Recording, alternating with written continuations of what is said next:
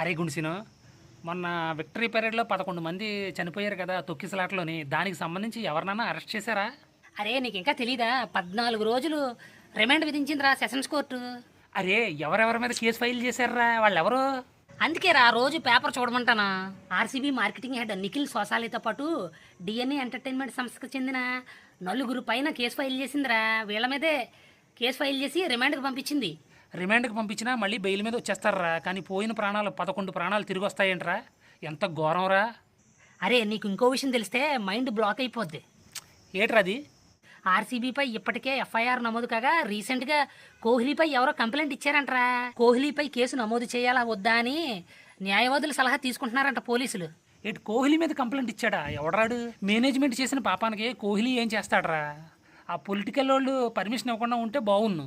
అరే ఇంకో విషయం ఏంటంటే తక్కువ టైంలోనే విక్టరీ పీరియడ్ నిర్వహించొద్దని వారం రోజుల పాటు వాయిదా వేయమని పోలీసులు హెచ్చరించినా గానీ ఆర్సీబీ యాజమాన్యం వినిపించుకోలేదంట్రా. పైగా రాజకీయ ఒత్తిడి తెచ్చారంట.